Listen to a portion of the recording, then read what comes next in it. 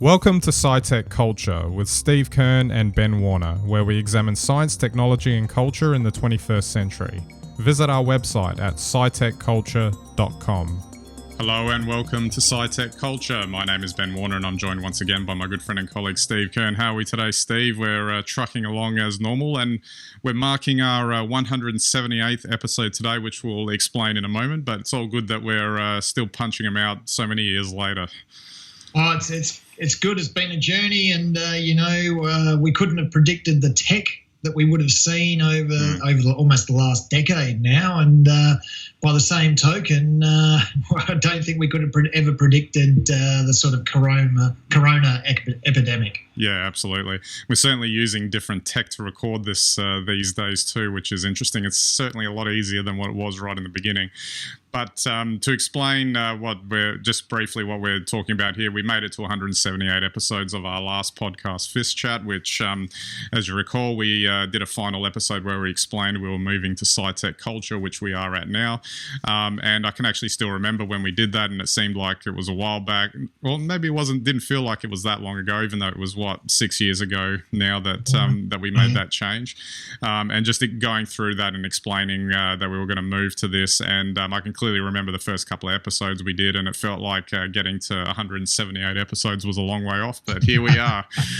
So rather than marking 200 or 250, although I'm sure we'll mark the 200th episode whenever we get to it, it's sort of an important milestone for us that we've reached this many and we can still keep doing them. So because I think one of the tenets of what we were aiming for when we started SciTech Culture was to open up the topic base and so that it would be unlimited. And I think we picked well there. Across science, technology and culture, it seems like we haven't really run out of anything to talk about.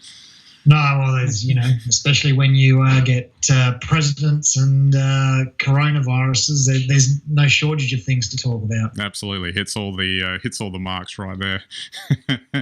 So today's topic is again tech related.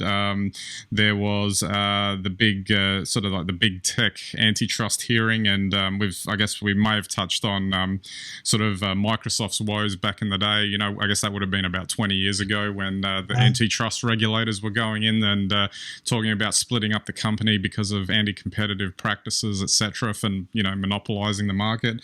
But it seems like this time the US Congress had the four big tech companies in their sights. Interestingly, of course, Microsoft was absent from these, but maybe that's because they already went through the ringer once before. But essentially, Google, Facebook, Amazon, and Apple were in the crosshairs this time for various reasons. Google for its dominance in search and ads, and how they direct people to their ads, I guess, to make more money.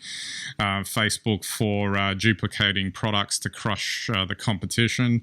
Amazon, I think that one's pretty obvious in terms of monopolizing the retail space online, particularly with third-party sellers and the way they treat them. And I thought Apple had maybe the softest one of the four, which was App Store practices and the fact that they charged their 30% fee for everything that goes through their store, and basically developers are not happy with that particular arrangement. So perhaps one interesting place to start when I saw some of the commentary around this was that perhaps the Congress didn't do such a good job in terms of what they were aiming to do, in the sense that they gave these guys a platform to basically state that they've bettered humanity with their services, and they actually did a semi-reasonable job of reminding everyone of that. And it's a bit hard, and it's interesting finding that line that they're so worried about them monopolizing things, but then it's hard to argue some of the benefits that they've provided as well. Yeah, well, it is an interesting topic, and maybe the place to start is back in the ancient days of the Microsoft antitrust. I think it's fair to say that Congress or any government tends to come to these situations of technology way after the horse has bolted, completely ill prepared, after not have listened or thought about it for the previous 10 years, which is pretty much what happened with Microsoft. So in some regards, the argument against Microsoft is the same as the argument today, effectively antitrust, monopoly, and business practice that perhaps are frowned upon. And we saw what happened to Microsoft.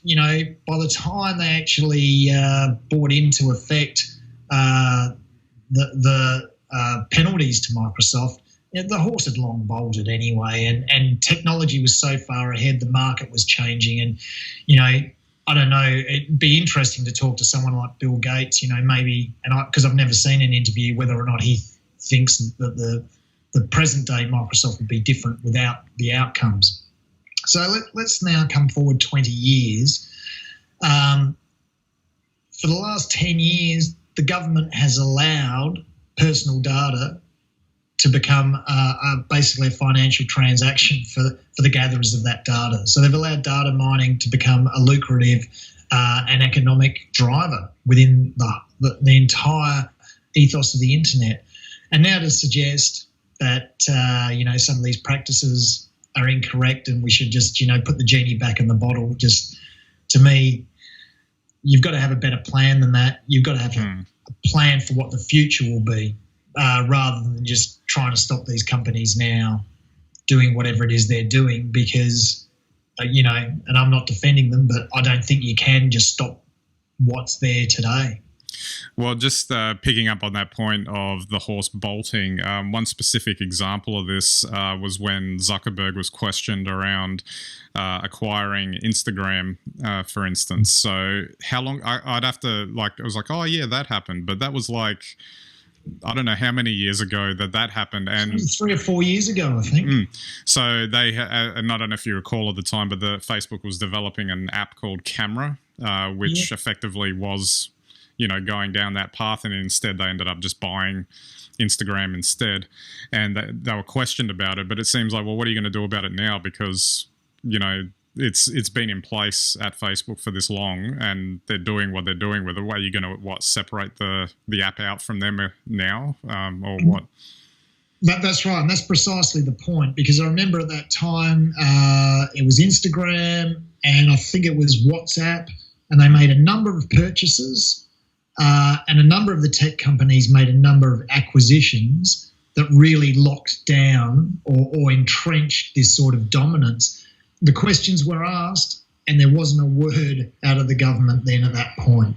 And so, you look today, I think the other noteworthy example of, the government getting tough was probably back in, I reckon it must have been 2011, and it was when Apple tried to bring out the e-textbook dominance, and they, were taken to court, I think by Amazon actually.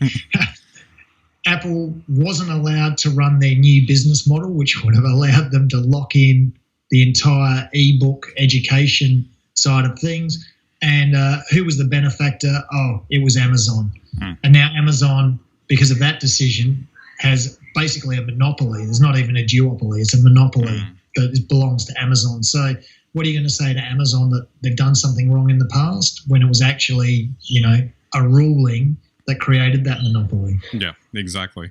One other thing too, apart from the horse bolting thing, it's also in some instances some members weren't exactly up on tech in particular. There was that infamous previous session with Zuckerberg, I don't know, was it last year, where it was clear that the questioners really didn't understand what they were asking him, and he was kind of for him being as polite as possible, trying to answer questions that were pretty daft. But it still seemed to happen where apparently one of the officials was asking him and basically mixed up Facebook and Twitter when they were asking him a question. And it's like, if you're going to hold these guys to account, you might want to make sure that your information and and all of that is up to date and correct.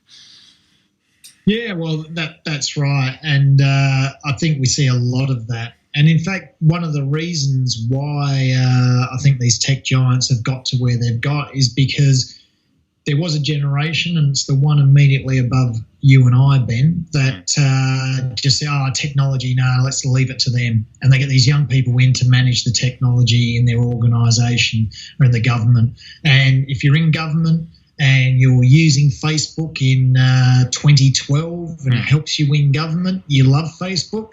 But in 2016, if it doesn't quite work out the same way, you suddenly think, maybe it's not so good. And then it takes you another 4 years on top of that and another election cycle to make you think, we better do something. And I would wonder, and I would question in this particular instance, because Australia is taking specific action against the against the tech giants now with regard to media content.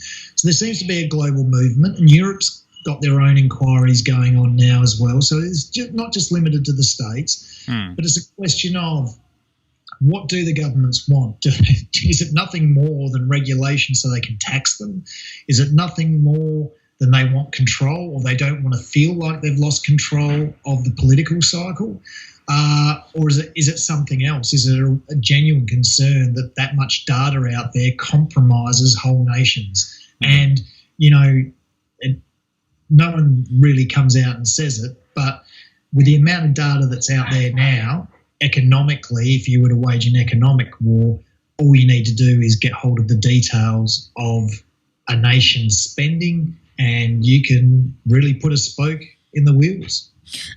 Which is interesting that they don't, I don't know if they've, whether, like you said, whether that's the intention or whether there was any thought put towards like those types of grander concepts, but it's a bit hard to sort of take it seriously when, for instance, there was like some conspiracy theories thrown into the mix as well, and then that led to some of the congressmen and women, I don't know if any women were involved, but they were arguing against each other, and it was started turning into a slinging match, a partisan slinging match with it ending with one of the Republican hard riders getting told to put his mask on in the middle of the session. So it makes, I can only imagine like the, Bezos, Zuckerberg, Cook and Pichai, I think it was, from Google, all four of them just sitting there watching it, from the comfort of their offices or homes or whatever, because they zoomed in, presumably, and were wondering what, watch them do their thing, and we're just going to do what we have to because we've been told to come in here. Well, it's a good point you raised, because that's probably the most disconcerting thing, was that the Congress, both sides, wanted to question these guys, but they couldn't agree what they were questioning them on, for, or what the outcomes are. And so, I think all it means, if we've got a circus, maybe all they need is a circus right before the next election in the US to make sure that, Facebook and Google are extra vigilant. But, outside of that, I don't know what it's going to achieve in the short term anyway. I guess finally, I just wanted to return to the broader concept of, I guess, what's at heart of why something like this is brought up, which is the balancing the idea that, one, are they a danger because of the monopoly aspect to their the way they've gone about their business, versus the fact that they could arguably be called the engines of the economy that are driving, not particularly in the US, the US economy, but they're also having an impact all over the world in relation to that.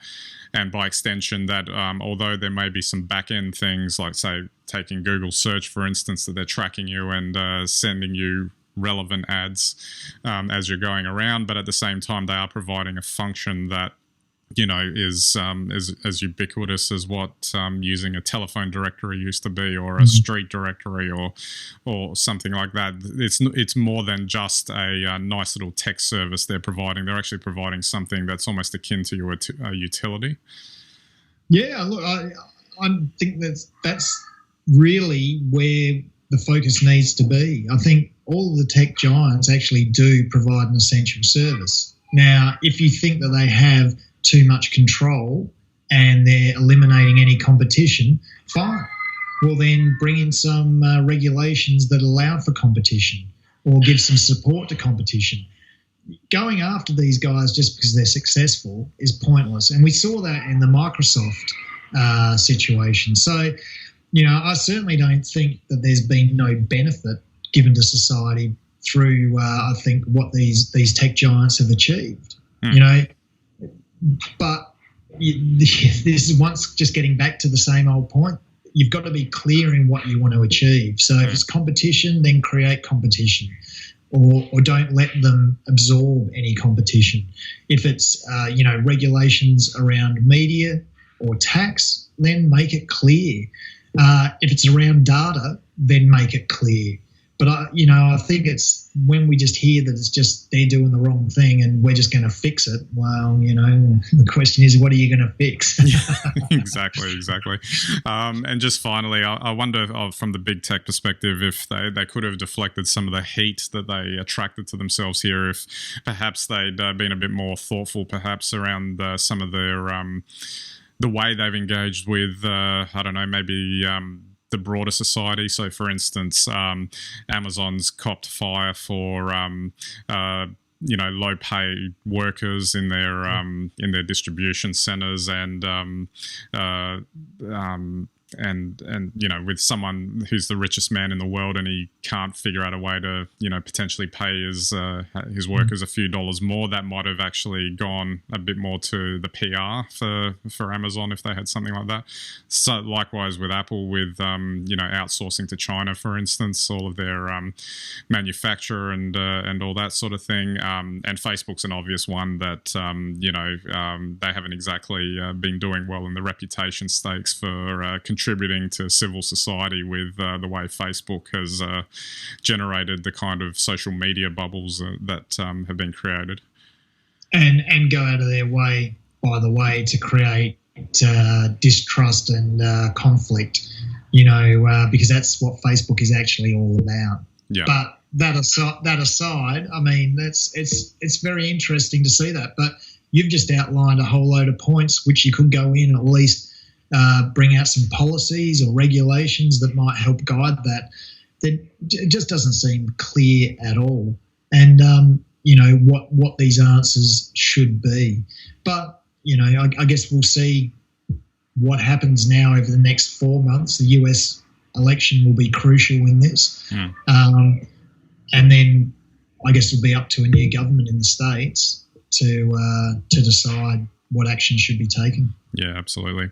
All right, Steve, we might wrap it up there, and we'll see if actually there's anything that, any significant consequences that come out of it. But I'm sure that whatever they decide to pursue them on, they'll be appealing to the nth degree, and it'll take forever for anything to actually happen, at which point it may have already all passed and there'll be something new to get your teeth stuck into. Well, from the little bit I saw of the inquiry, like those guys have already circled the wagons. They know their safety in 4 big numbers. Indeed. All right, so don't forget our website, SciTechCulture.com. You can get all of our links and content there. You can subscribe to our YouTube and Vimeo channels, our RSS feeds, and watch us on any and all of your devices. And we greatly appreciate your visits to our website. All right, so that's it for this episode. We'll catch you next time.